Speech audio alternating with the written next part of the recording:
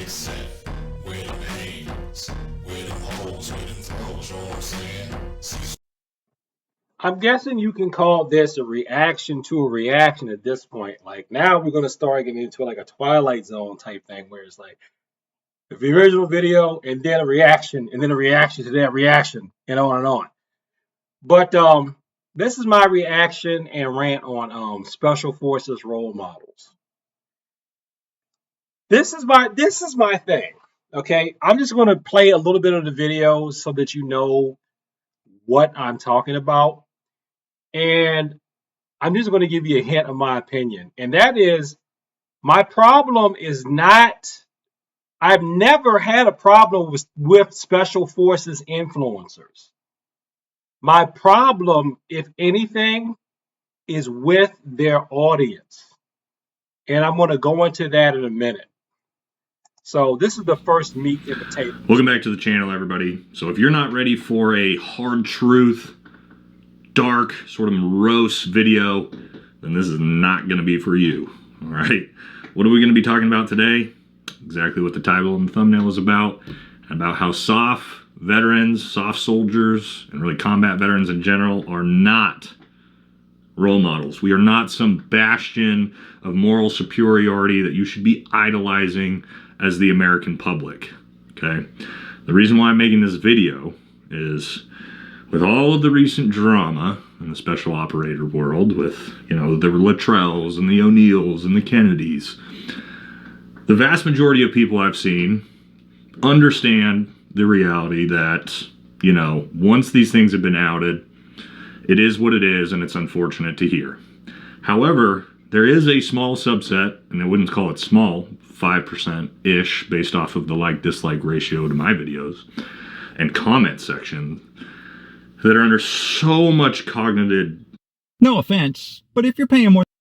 Well, hey, that's enough. That's really enough because I don't want to give away his full video. I want you to go watch his video.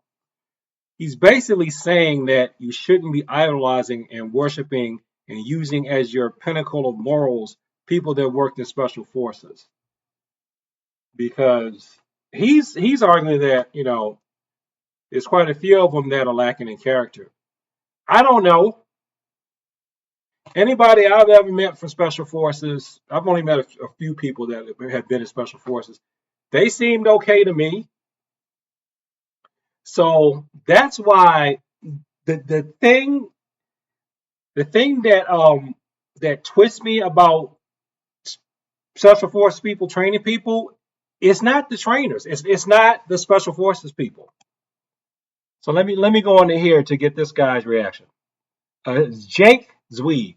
The original one was from Valhalla VFT, and this is Jake Zweig, if I'm pronouncing that correctly, reacting to that video. You have to do to win in an austere... and really combat veterans in general are not role models. We are not some bastion of moral superiority that you should be idolizing as the American public. I would make an argument that is exact opposite. We are trained to lie, cheat, and steal and win at all costs. Win with limited resources, build armies with groups of 12 people. None of this translates back to the civilian world of being a good person. There is a lot of stuff that happens in all of these special operation communities that I tell folks would crumble normal individuals. It will crumble you down to your knees, some of the stuff you have to do to win in an austere position. The reason why I'm making this video, with all of the recent... Okay, so he's going from the moral standpoint. I think one reason, too, why, again, I've never really had too much of a critique or problem with people I met from special forces, because one of the critical mentors I ever had in life was in special forces. I'm not going to tell you who it is because I don't want his kids to think they're like, oh, I got a problem with their dad or something like that, because I don't. But he told me stories about some of the stuff that he did, and I guess when I met him, he was probably about the same age I am now, if not older. So he told me that he didn't pull punches. He told me the truth, but he was basically using some of the stuff he did and he talked about as a cautionary tale And he pulled from that, since I was, interested in martial arts, he pulled martial arts techniques and he still managed to use that to teach values.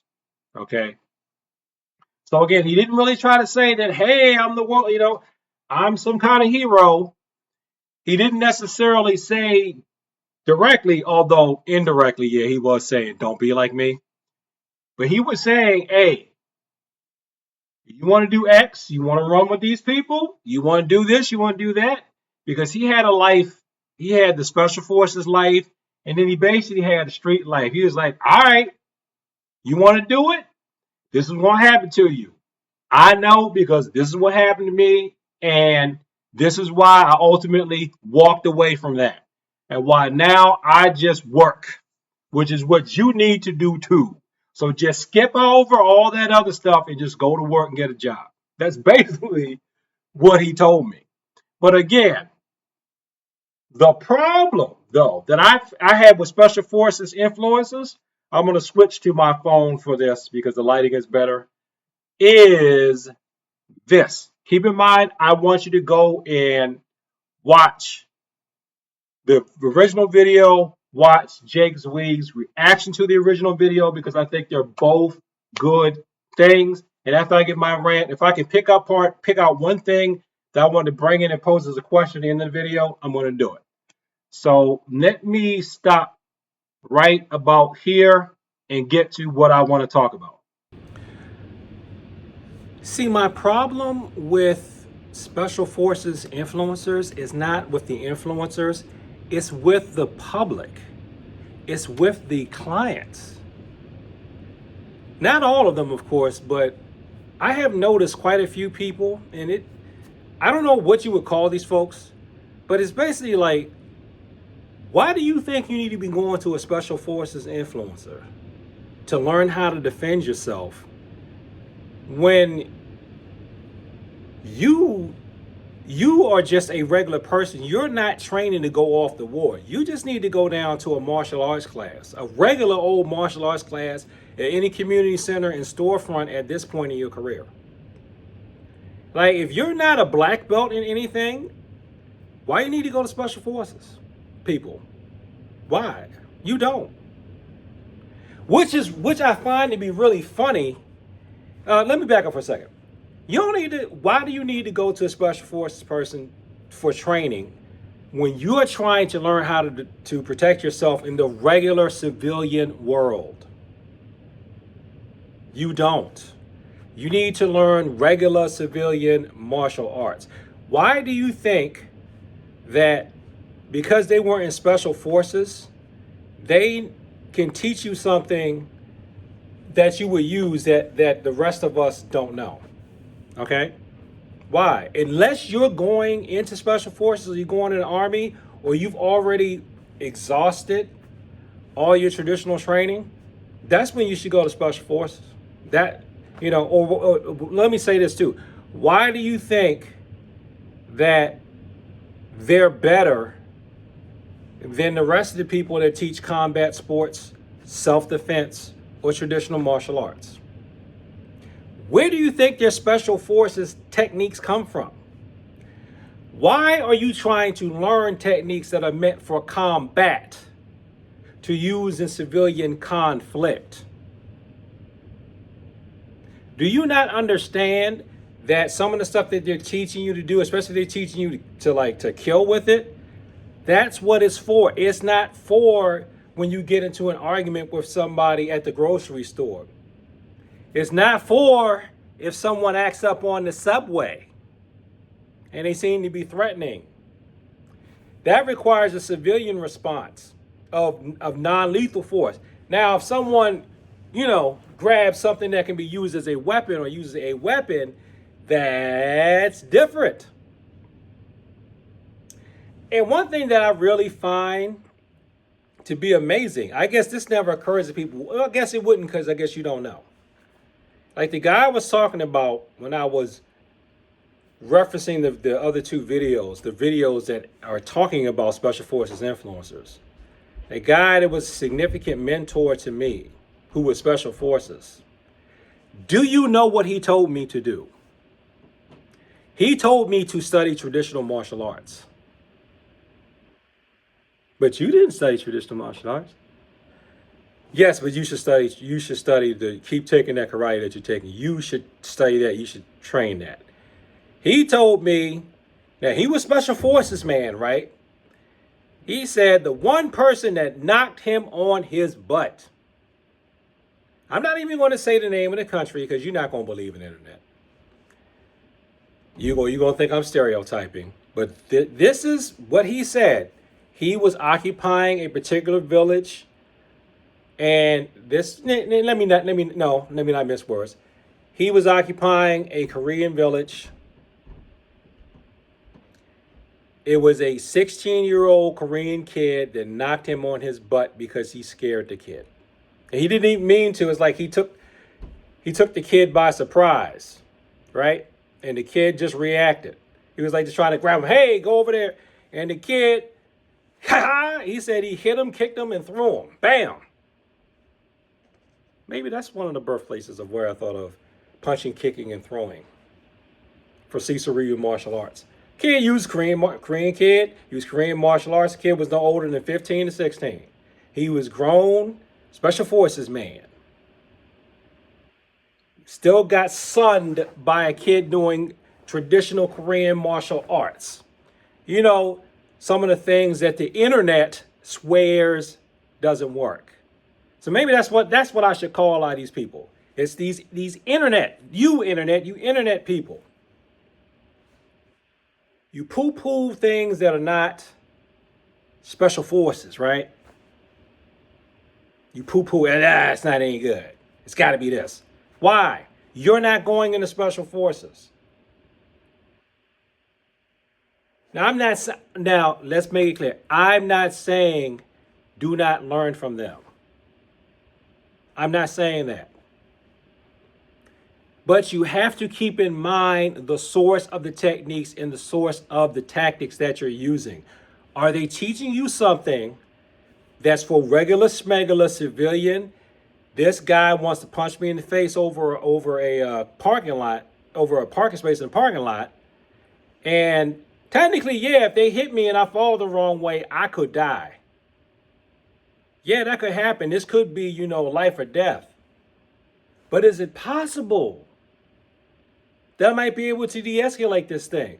Or is it possible I might just need to parry and just parry and get away, or just stop the punch and maybe hit this person once to stop them.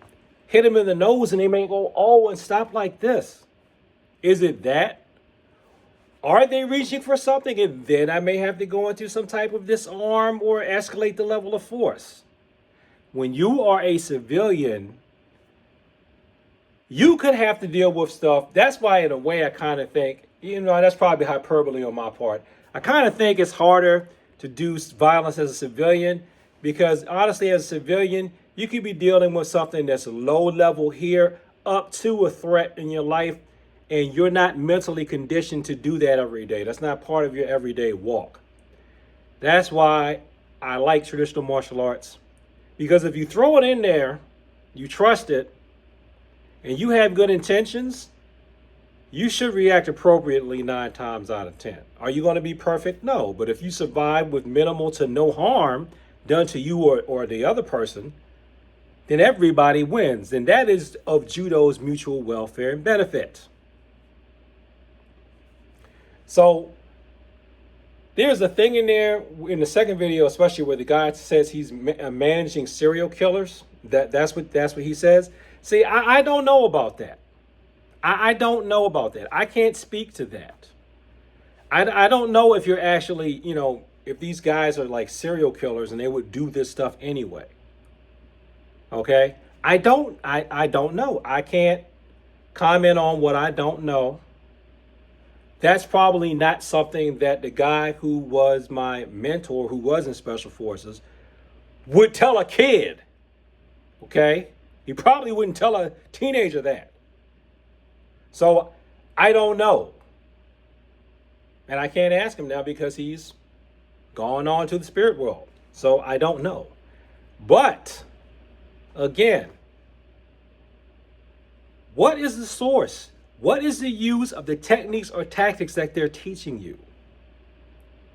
What is your intent with the techniques or tactics? Regular smegular storefront martial arts and combat sports can service most people in most of the physical encounters that they are probably going to have to deal with. Because most of us are probably not going to have to deal with a knife attack. The only person I know for sure that had to deal with a knife was a cop. Now, I did have a student who did have to deal with a box cutter. He dealt with a box cutter just like it was a punch. And get this, and I'm trying not to go off into a rant about self-defense and kids. He was a kid. He was a toddler. He got attacked by another toddler. Okay? Now, the internet will tell you that toddlers are too young to fend off things with fine motor skills. But that student of mine did it because I trained him to do it, and he did it. And all he got was a scratch. Believe it or not. Now, see, I wonder, and that's another thing. Now, I wonder if kids' self-defense has box cutters in it. Now, it probably doesn't. But I'm sure I would be criticized if I train a child to say somebody may come at you with a box cutter, this is what you do. Most children will probably start crying, and I can't say I would blame them.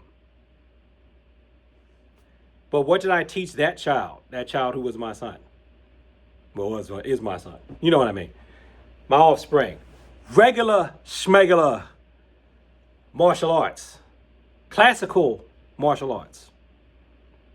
And he did it. And he saved his life. And he was not maimed or seriously injured. He had a tiny scratch on his face. He still got a scar there if you look close. No super huge damage. From regular smegular martial arts. Saved him. He even did the dreaded, you can't do that head kick. He head kicked the kid, and the kid dropped the weapon and gave up. Is one style going to cut it? No, fine. Take a punch kick style, take a grappling style, take them both, but take them and do what your teachers or coaches tell you to do, and you should be fine. For what most regular schmegular martial arts are going to teach you, for what most regular schmegular people are going to have to deal with. So I'm not talking about the morals of the special forces people. I'm talking about the techniques. And it's like, I don't know where some of you are coming from. I don't know why you think you need that, but you don't. I guess it's kind of like how people feel like they would rather take street advice from someone who has been thrown in jail because of what they did in the streets, rather than from someone who lived in the area and managed to avoid legal trouble, because I guess they feel like if the person has been in the thick of legal trouble, they know the streets better than the person that avoided the pitfalls. Perhaps that is true. I might even concede that. But let me tell you what the Special Forces people tell the people that they loved. Because I think my Special Forces mentor was someone, he was family. He became family. I still consider his sons family, even though I really need to call these guys. I don't be talking to his sons. That's on me. I'm being a bad relative with that. What they tell their family. They tell their family to study traditional martial arts. And keep taking it, and take it as long as you can take it. So you, as long as you can keep moving it, do it. That's what he told me. See, that's what they tell the people they care about. It's just like this. I'll say this without being too specific. I also had another person that loved me, who when he was alive, he was a bootlegger. That means, I mean, that's like that time period, right? So that's how old he was. So that means by current day standards, and I looked it up on AI, I typed into AI on Google, were bootleggers thugs? And it says, yes, some bootleggers were thugs. Now, so, you know, these days, right, you know, if he was the modern day equivalent, he'd be keeping it real, right? Keeping it hood, right? Keeping it street, right? So this is what the thug tells their little shorty relative. This is what they tell their little shorties. They tell their shorties to go to school. They tell the shorties that they love and that they care about, that's not making them money, they tell them to go to school, and they tell them to get a job, and they tell them to be a square. That's what they tell them. They say, don't do what I did. They say be a square. So, a lot of you squares out there, you don't think you a square. You want to kind of like try to feel, you know, like you got a little edge to you, but you don't. You don't, because you ain't about that life. Heck, I ain't about that life. I admit it. I ain't about that life. I don't want to be about that life. That life can get you killed. Okay? Call me a coward.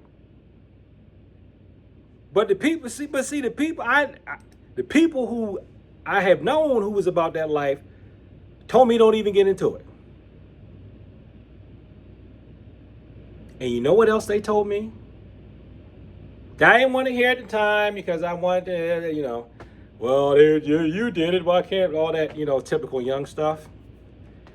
They swore by traditional martial arts. They said that's where the good stuff was. And it took me a long time to learn it because it's a long, difficult road. It's the long way. The traditional martial arts are the long way. But they are the way that pay off in the long run. And they're the reasons why you see some of these, what one person I saw online called bionic old people. That's where they come from. So if you've managed to bear with me through all this super long video, thanks for watching this video. Like, comment, subscribe, be shared with people like to talk about the martial arts in peace. And as always, thank you for your time. I appreciate it. And please check out the videos that I've referenced before making this one.